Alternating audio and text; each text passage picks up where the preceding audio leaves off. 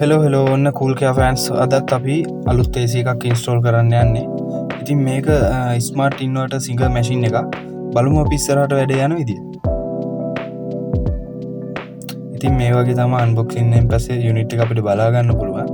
මම දැකපු full quality machine එකක් මේක. ඉතින් මාකට් එකේ තියෙන මැෂින් එක බලද්දි සිංගල් එකේ මේ ස්මාර්ට් ඉන්වර්ටර් කියන මැෂින් එක දැනට හොඳම මට්ටමක තියෙනවා. ඉතින් අපි රූම් එකේ ගැලපෙනම තැනත් මේ වගේ බලලා එතනට බ්‍රැකට් එක සෙට් කරගන්න තමයි මේ යන්නේ. බලමු අපි ඉස්සරහට වැඩ යනවා ඉතින්.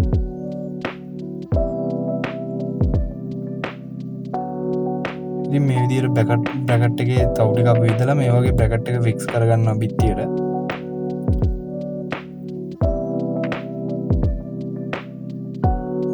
ඔන්න ඉතින් අපේ අක්කු පුතයි මමයි දැන් ලෑස්ති වෙන්නේ සෙට් කරගත්ත බ්‍රැකට් එකට අපේ යුනිට් එක ෆික්ස් කරන්න. ඉස්සල්ලාම ඉතින් මේ වගේ අපි වයර් එක යවා ගන්නවා එහා පැත්තට බිත්තියේ.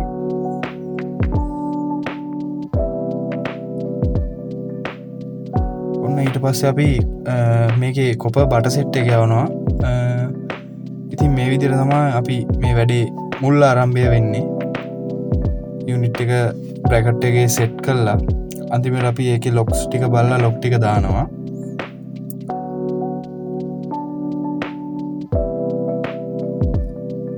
ඉතින් අපේ අක්කු පුතා මේ තාම ට්‍රේනින් සෙක්ෂන් එකේ තමයි ඉන්නේ. එයා ඉතින් මේ ගැන හොඳට බලනවා.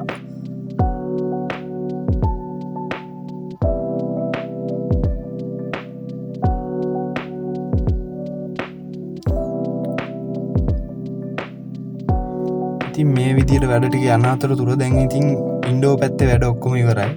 දැන් අපි යන්නේ අවුට්ඩෝ පැත්තේ වැඩට. දැන් මේ අවුට්ඩෝ එකේ බ්‍රැකට් එක ෆික්ස් කරගන්න විදිය.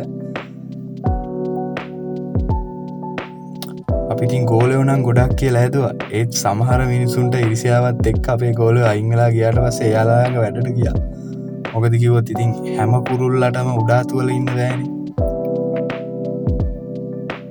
මේ විදිහට තමයි අපි බ්‍රැකට් එක ෆික්ස් කරගෙන ඉවරලා බට ටික ඉන්සුලේෂන් කරගන්නේ.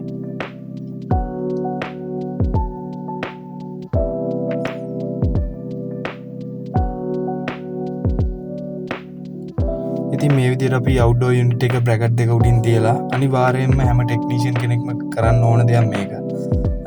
අනිවාර්යයෙන්ම ඔයාලා අවුට්ඩෝර් එකක් ෆික්ස් කරද්දී ඒකට අනිවාර්යෙන් ඒකට එන රබර් බුෂ් ටික දාන්න. ඉතින් මේ වගේ තමයි අන්තිමේට ෆයිනල් ලුක් එක ආවේ. අපි මැෂින් එක ඉන්ස්ටෝල් කරලා ඉවරනේ මේ විදියට. ඉතින් ඕගොල්ලොන්ගේ මැෂින් මොන හරි ඉන්ස්ටෝල් කරගන්න තිබ්බොත් අපිට කතා කරන්න. අපි කූල් කෙයා සොලියුෂන් අනුරාධපුර.